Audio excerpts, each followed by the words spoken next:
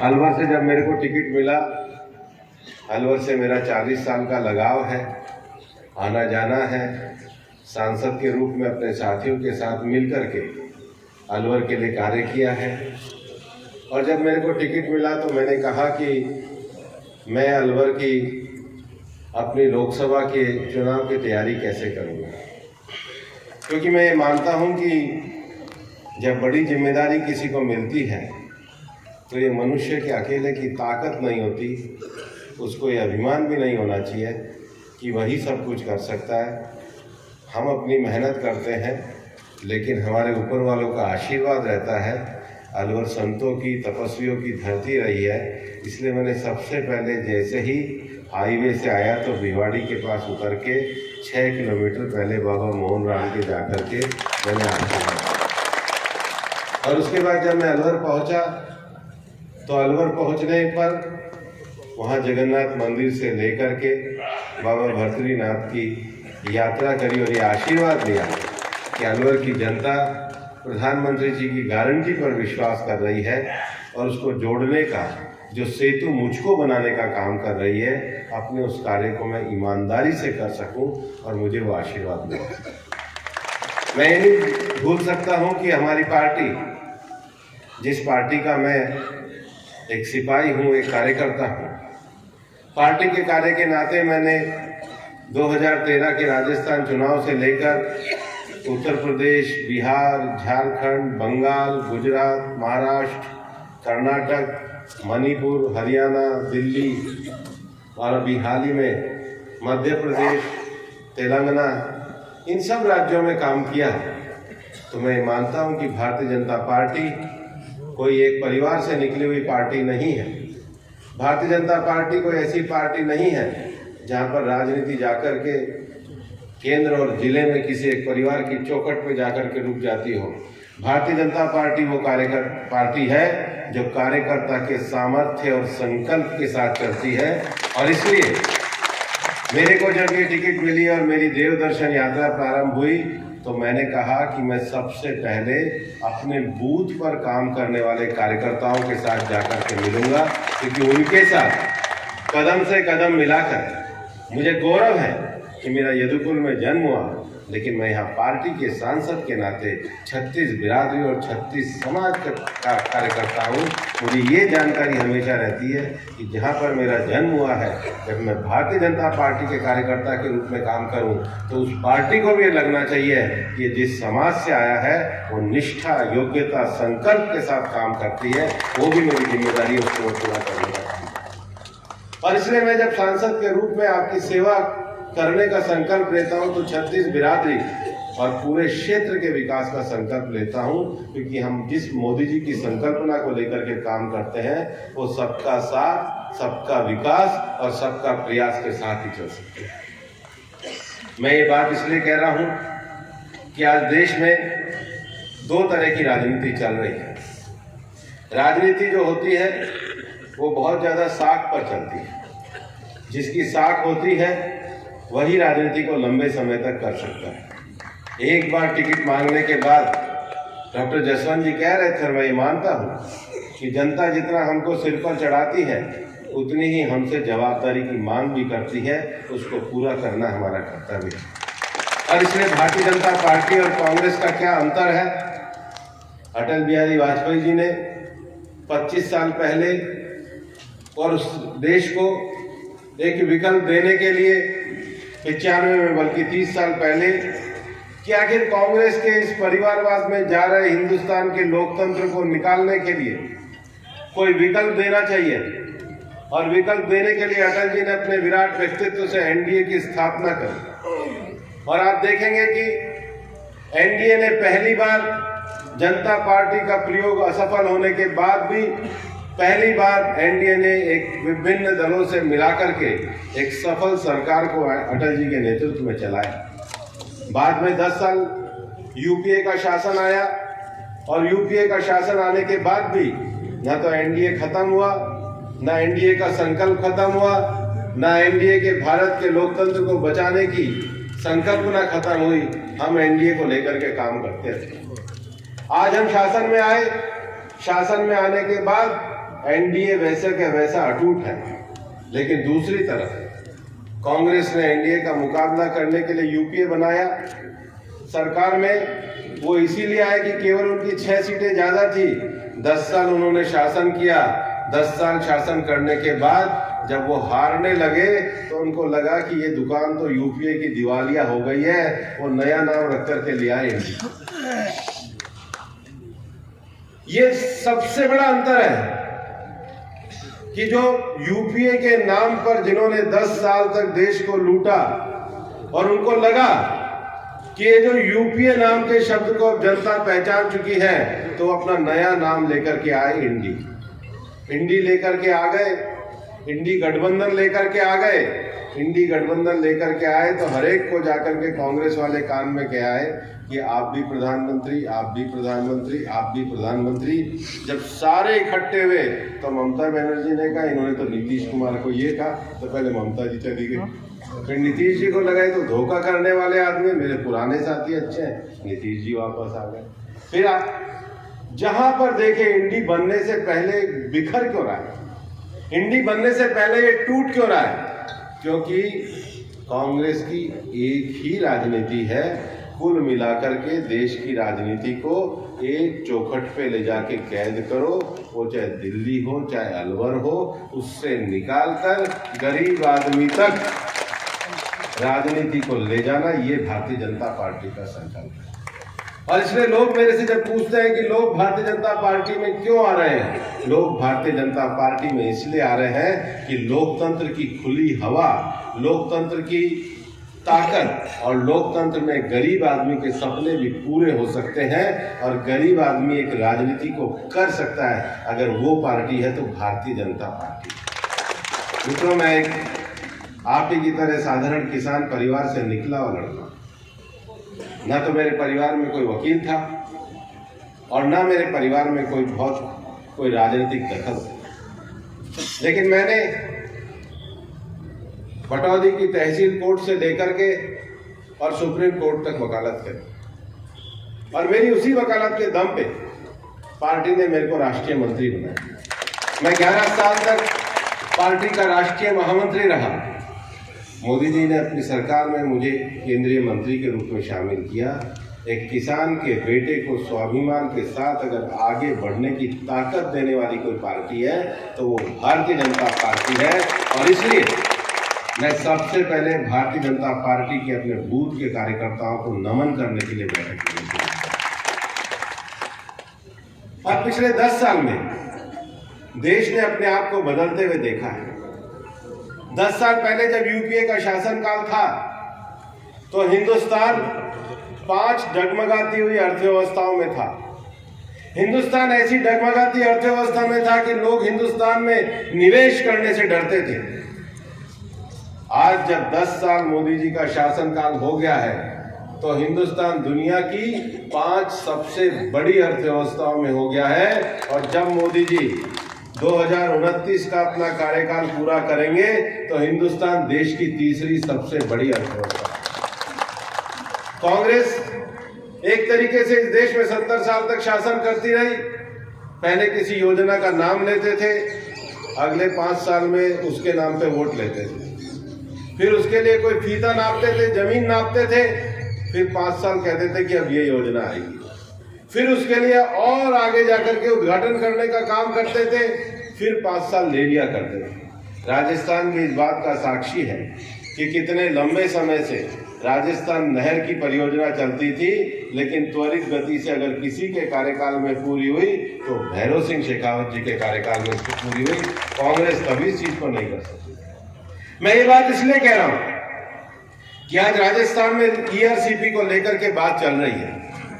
मैं पूछना चाहता हूं का विषय पहले की भारतीय जनता पार्टी के सरकार के समय में हमने आगे बढ़ाने का काम किया, क्योंकि हम ये जानते हैं कि आज हिंदुस्तान में जो पानी की कमी है, हमारा जितना भूभाग क्षेत्र है उसकी तुलना में हिंदुस्तान में पानी की बहुत कमी है, और ऐसे में जो हमारे वाटर रिसोर्सेज हैं उन वाटर रिसोर्सेज में आपस में लिंकेज किया जाए, वाटर रिसोर्सेज में लिंकेज करके जहां पानी की कमी है वह पानी को बढ़ाने का प्रयास किया जाए।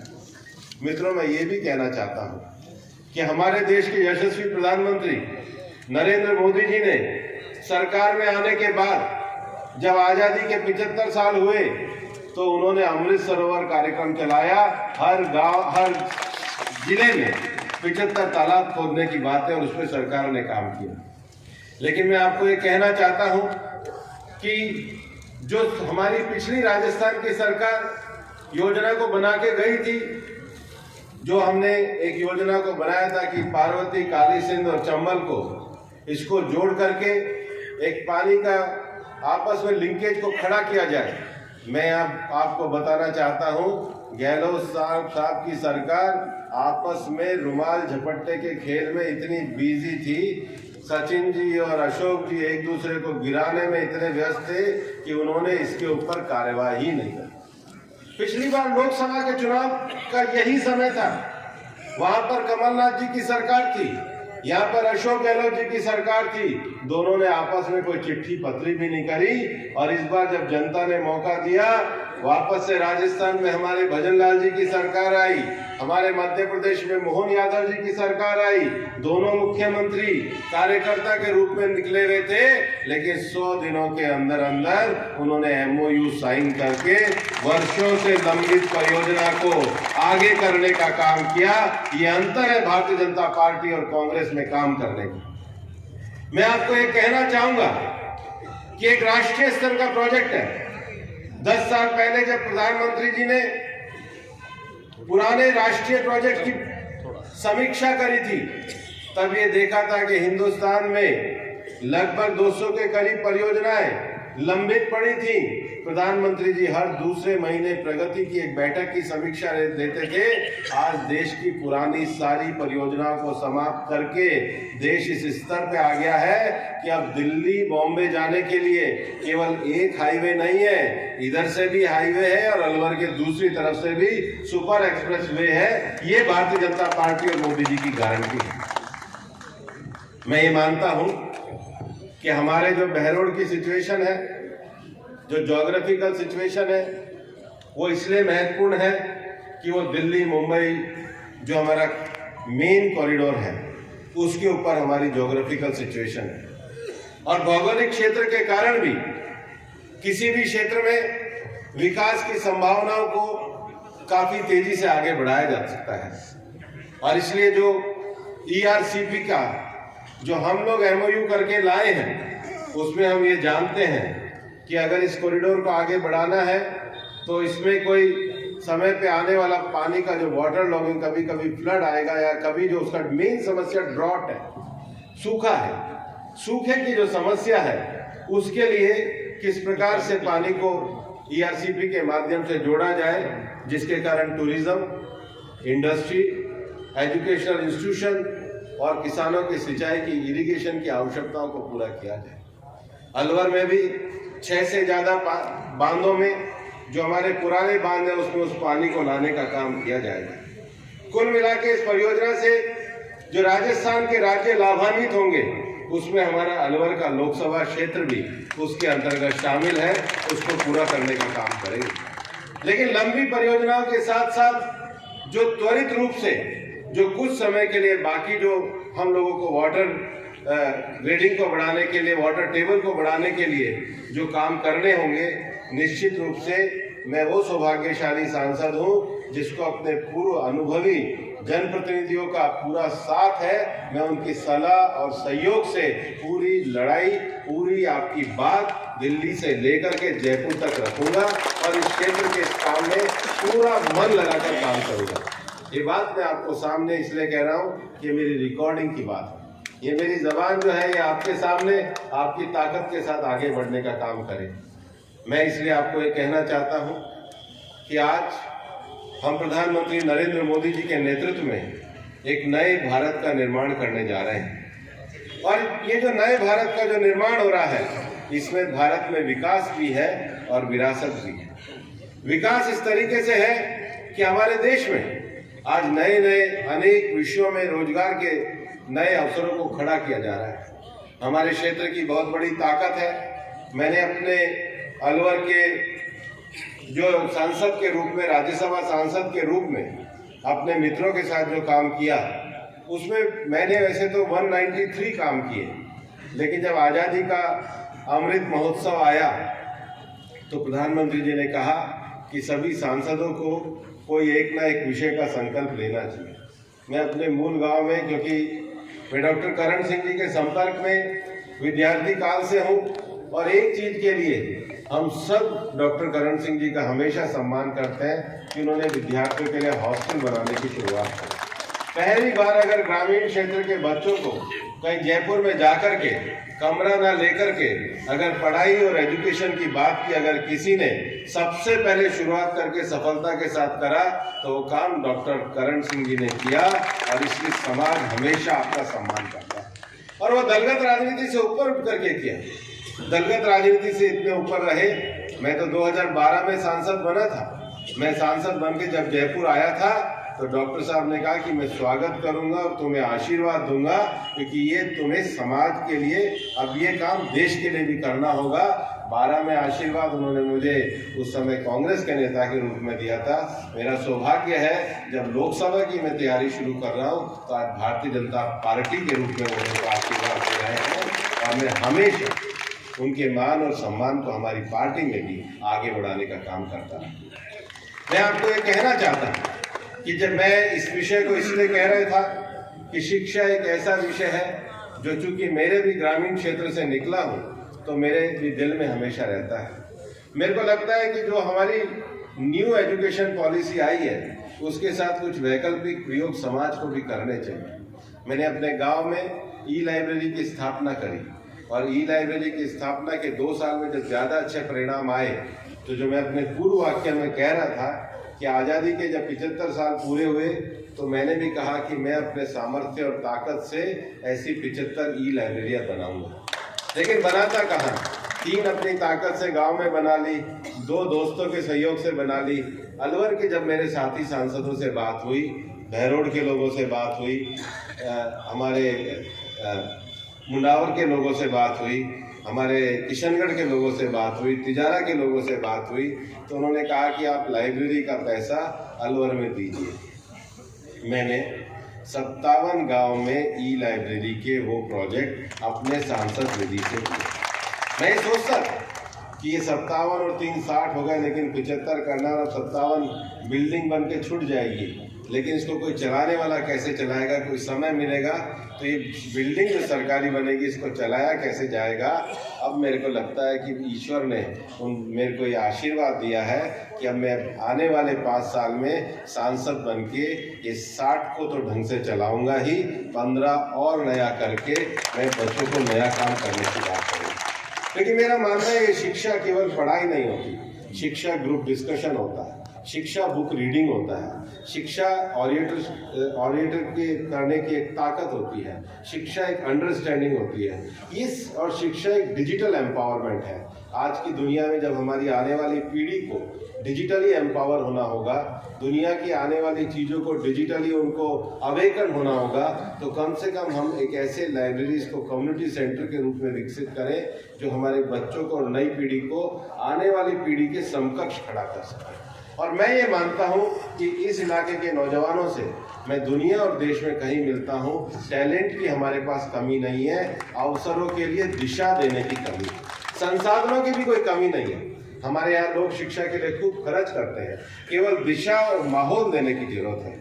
और मैं तो डॉक्टर साहब को, बस्ती राम जी को बधाई देना चाहता हूँ कि इन्होंने बहरोड के भी इंटीरियर क्षेत्र में एक महिला महाविद्यालय की स्थापना करी। बस्ती राम जी ने जब मेरे को कहा कि भाई ये लड़कियों का कॉलेज है, यहाँ तो एक आदर्श लाइब्रेरी बननी चाहिए, तो मैंने कहा तुरंत 30 लाख रुपए से वहाँ पर हम लाइब्रेरी बस्ती राम जी के साथ मिलकर के बनाने का काम कर रहे हैं। मेरा ये मानना है कि राजनीति केवल सत्ता हासिल करके और सत्ता चलाने के लिए नहीं होती, राजनीति समाज के कर्ज को उतारने के लिए भी होती है। राजनीति अपने लोगों को साथ लेकर के कुछ अच्छा काम करने के लिए भी होती है। राजनीति उस संकल्प को आगे बढ़ाने के लिए भी होती है। मेरा ये सौभाग्य है कि मुझे इस राजनीति को भारतीय जनता पार्टी में करने का अवसर मिला, जिसके नेतृत्व प्रधानमंत्री नरेंद्र मोदी जी। मेरा ये सौभाग्य है कि मैं उन विषयों और विचारों को लेकर चला हूँ जो राष्ट्रवाद के विचारों को लेकर के चलते हैं। और मेरा ये सौभाग्य है कि यहाँ बैठे हुए बहुत कम लोग हैं जो 70 साल से ज़्यादा की उम्र के हैं। हमने देश को टूटते हुए तो नहीं देखा, लेकिन हमने 370 को हटा करके एक देश को एक होते हुए देखा। और मैं प्रधानमंत्री नरेंद्र मोदी जी का एक हृदय से आभार व्यक्त करता हूँ। उन्होंने जो देश के हमारे 1400 गाँव हैं जो बॉर्डर के ऊपर है, हम उसको कहते थे कि वो सीमा के अंतिम गांव है, लेकिन प्रधानमंत्री जी ने कहा वो सीमा के प्रथम गांव है। उन्होंने अपने कैबिनेट के लोगों को कहा कि हमको शुरुआत देश के विकास की उन गाँव में करनी चाहिए। मैं ये बात इसलिए यहाँ पर कह रहा हूँ कि मेरी भी ड्यूटी लगी, और मेरी ड्यूटी लगी चुशूल में जाकर। और जब मेरी ड्यूटी चुशूल में जाकर के लगी तो मेरा हृदय जो है बहुत भावना से भर गया। सबसे ज़्यादा ये भावना से भरा कि 70 साल तक चुशूल का वो जो शहादत का स्थल था वो कांग्रेस के राज में उपेक्षित पड़ा रहा। उसको पूरा म्यूजियम बना के उन सेनानियों के चित्र लगाकर उसको एक मेमोरियल का दर्जा देके राजनाथ सिंह जी से उद्घाटन कराने का काम प्रधानमंत्री नरेंद्र मोदी जी ने किया, और मैं इसलिए सरकार को बधाई देना चाहता हूँ। और क्षेत्र में नहरों का पानी और स्थानीय उद्योगों में युवाओं को रोजगार, ये दोनों विषय मेरे को डॉक्टर साहब ने भी और आप लोगों ने भी अपने विषय के रूप में कहे हैं। मेरे साथी जो सुरेश रावत जी पुष्कर से विधायक आते हैं, उन्होंने यहाँ पर जो सरकार के द्वारा जो योजनाएं की गई हैं उसके बारे में कहा है। क्योंकि अभी तो चुनाव लड़ रहे हैं, ये ऐसे विषय हैं जो हमारी पार्टी के घोषणा पत्रों में भी है। भजनलाल जी की सरकार ने घोषणा पत्र में जो वादे किए हैं उसको राजस्थान का नीति दस्तावेज बनाने की बात करी। और इसलिए यहाँ मैं आपके सामने बड़े विश्वास के साथ कहता हूँ कि जो इन दो विषयों के साथ बाकी जिन बड़े सामाजिक और जिन विषयों को लेकर के आपने मेरे पर भरोसा करने का काम किया है, मेरे बुजुर्गों ने जो मेरे को आशीर्वाद देने का काम किया है, आपने जो आत्मीयता के साथ मेरा स्वागत किया है, मैं उसे कंधे से कंधा मिलाकर आपके हर सपने को पूरा करने का प्रयास करूंगा। आपका आशीर्वाद मुझे मिले, आपका आशीर्वाद मोदी जी की गारंटी को मिले। और अब तो हमारे चुनाव की तिथि भी तय हो गई है, 19 अप्रैल को चुनाव होने वाला है। 19 अप्रैल के दिन अपने गांव-गांव जाकर, अपने घर परिवार में जाकर कमल के बटन पर निशान लगाए और प्रधानमंत्री नरेंद्र मोदी जी को ताकत दें और मुझे भी इतना अपना आशीर्वाद दें ताकि मैं जो विश्वास आपने किया उसको पूरा कर सकूं। मैं आपको भरोसा दिलाता हूं, मैं 24 घंटे आपकी सेवा के लिए उपलब्ध रहूँगा। बहुत बहुत धन्यवाद। जय हिंद।